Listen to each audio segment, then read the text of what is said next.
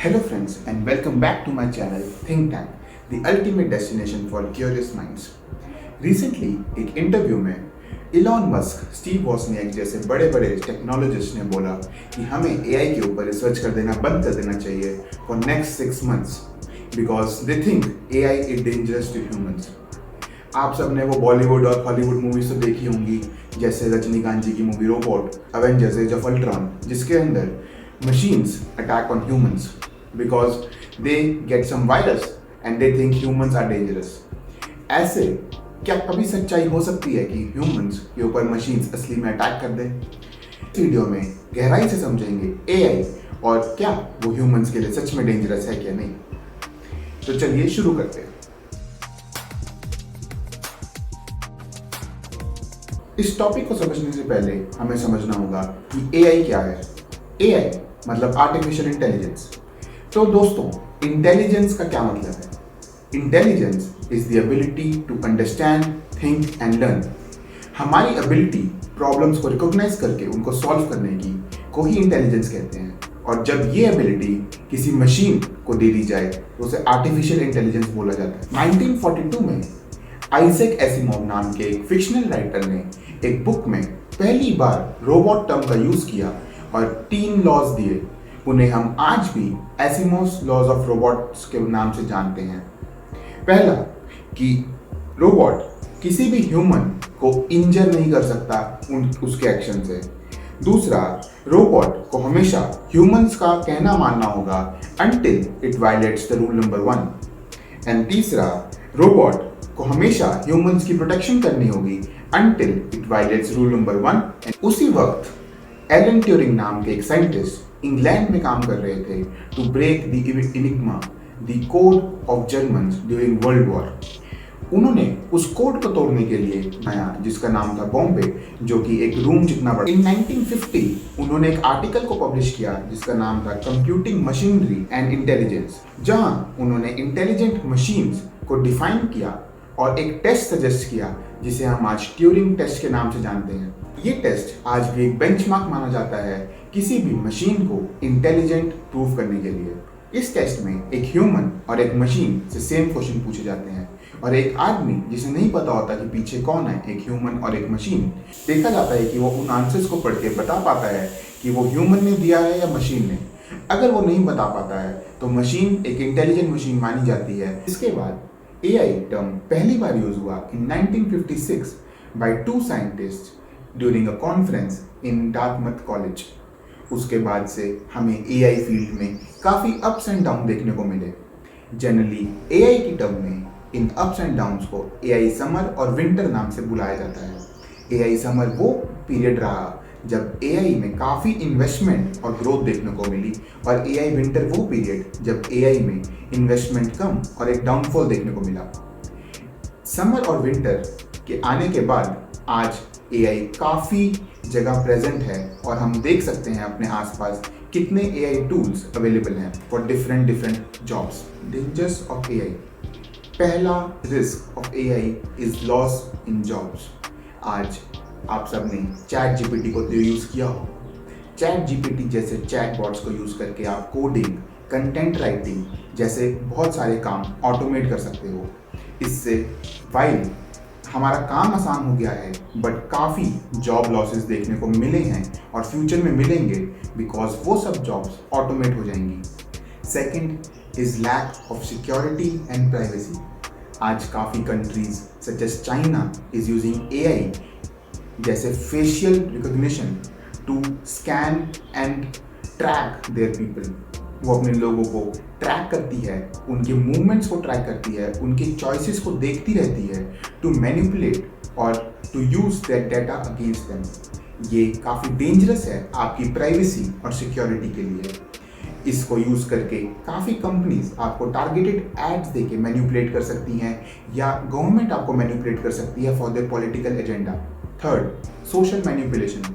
आज AI को use करके वीडियो बनाना बहुत तेज़ और आसान हो गया है.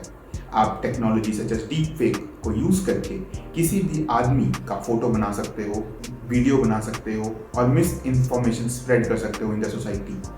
व्हेन इन दिस एरा जब पॉलिटिकल पार्टीज सोशल मीडिया और इंटरनेट को यूज करके अपना पॉलिटिकल एजेंडास चलाती हैं, उस जनरेशन में ऐसे टूल से वोटर्स को मैनिपुलेट करना बहुत ही आसान है। बट मेरे अकॉर्डिंग सबसे बड़ा risk of AI to humans है existential crisis of artificial intelligence, जिसका मतलब है कि AI can lead to human extinction और एक ग्लोबल कैटास्ट्रॉफी।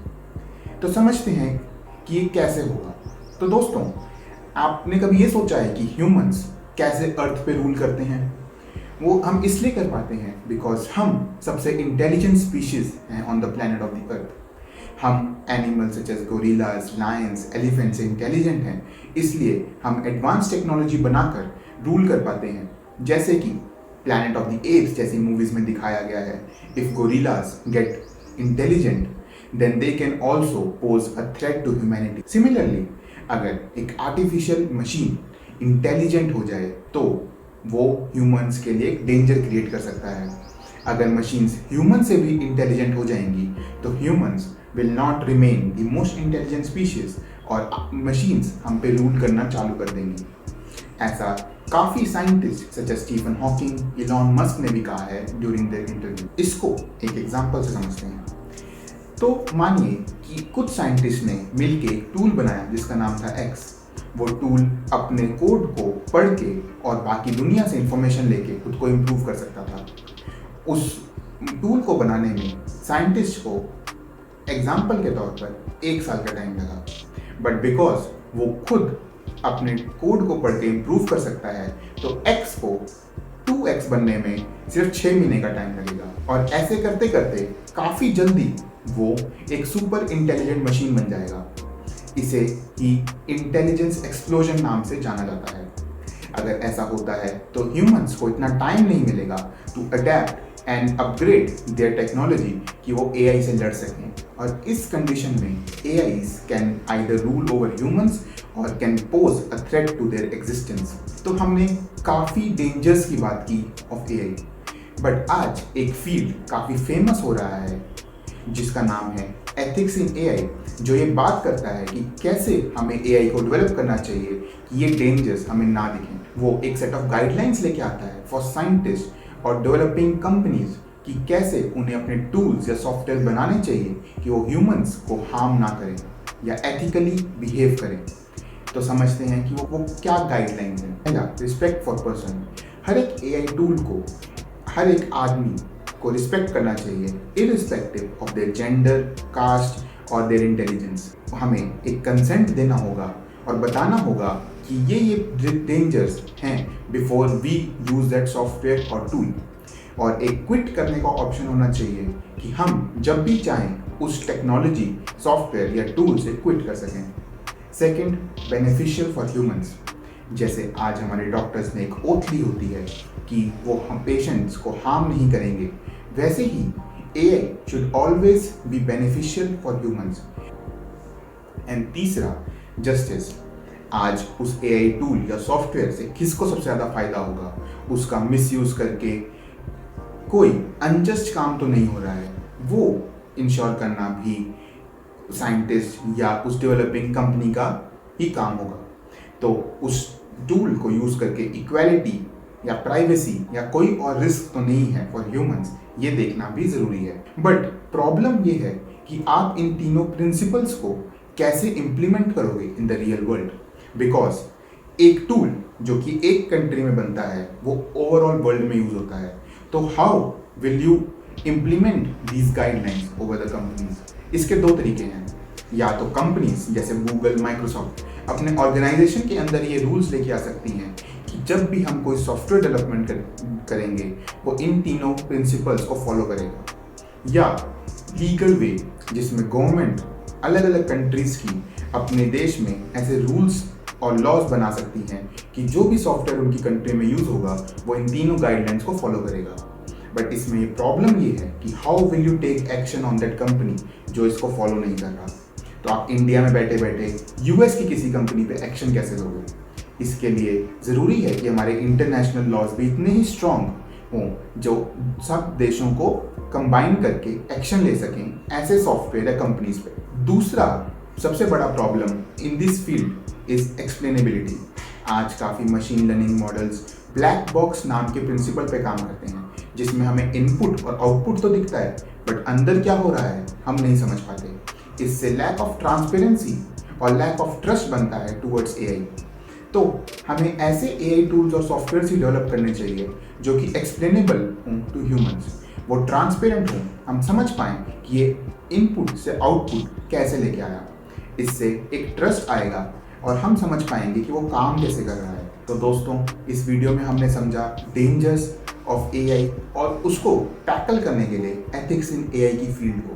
बट ऐसा ही नहीं है कि एआई के सिर्फ डेंजर्स ही हैं।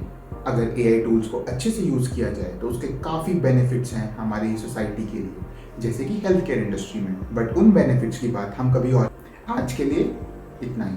बट जाने से पहले आपके लिए एक ट्रिविया क्वेश्चन। मैंने वीडियो की स्टार्टिंग में एलन ट्यूरिंग की बात की थी।